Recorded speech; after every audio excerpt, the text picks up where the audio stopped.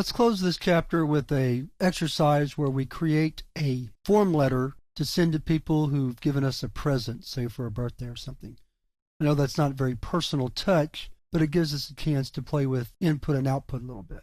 So on your screen you see the letter that I've written. What I've done is wherever there's a variable, I've replaced that or begun that variable name with a $sign so it'll stand out in the letter. So it says, dear name, that's our first variable. Thank you for the present, that's our second variable. I really like it. I can't believe that I'm already age years old, but it doesn't feel that much different than being age minus 1. Do that in just so we could do a little arithmetic. Thank you again for the present, sincerely, and then your name, that's our last variable. So what we're going to do is write a Java program to prompt the user to enter this data and then recreate the letter. So let's get started. I've begun the program already. The file name is letter.java, so my public class letter starts this. Before I can start the program, though, I need to import the scanner.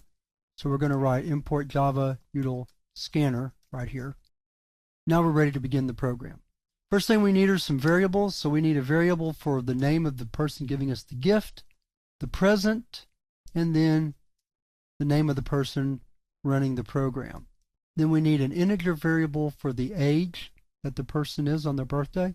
So those are our variables. The next step then would be to input the data into the program so that we can write out the letter. So we'll begin with the prompt. System out print. What is the name of the gift giver? Oops, left out a step. Actually left out 2 steps. Before we can do prompting, we need our scanner objects. Now, one of the things about Java is that the scanner doesn't work that well when you mix numbers with strings. So what we're going to do is we're going to create 2 input objects. One called input string. Let me finish that one. And use it to get our string data into the program. And then we're going to do another one for numbers to get our numbers into the program, although there's just one number, the age. Okay, so there's our 2 scanner objects, input string and input number. So now we prompt the user to enter the name of the gift giver. Name equals input string, next line. Then we prompt the user to enter the present. Present equals input string, next line. Then we prompt the user to enter their age, or how old they were on the birthday, on your birthday. Age equals input number dot next int. And finally, our last piece of data is enter your name. Okay, and that should be all the data that we need. So now we're ready to write the letter. So the first thing we're going to do is put a couple of lines between our input and the output.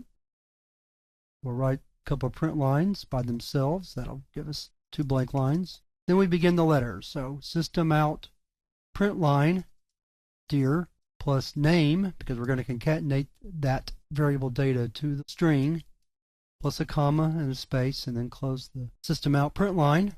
Then a couple of spaces, or at least one, so let's just copy.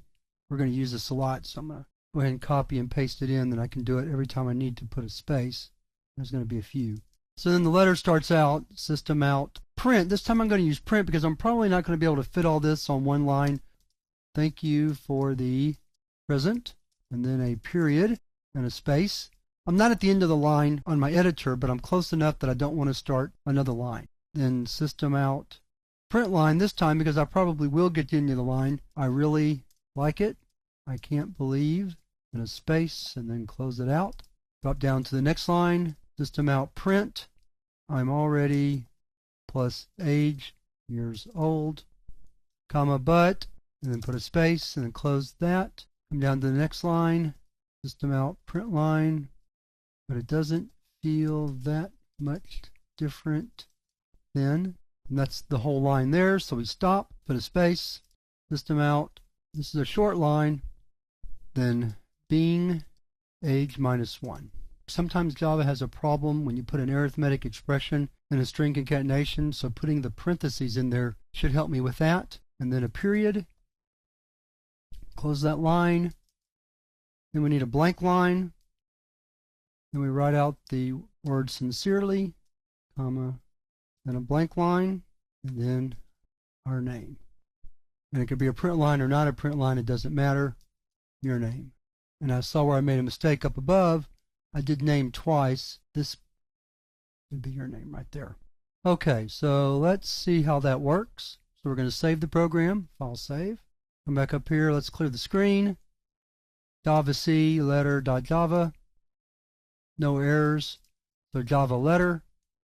What is the name of the gift giver? Aunt Jean.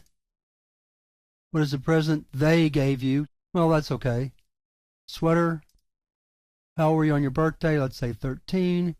What is your name? Let's say it's George. And there's the letter. Dear Aunt Jean, thank you for the sweater. I really like it. I can't believe I'm already 13 years old, but it doesn't feel that much different than being 12. Sincerely, George.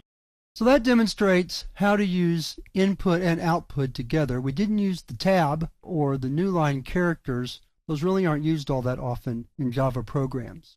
But this is a good example of a typical session of input and output with numbers and strings.